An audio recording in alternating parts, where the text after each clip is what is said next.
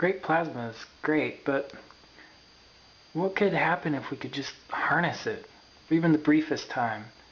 Let's see what will happen if we trap it under glass.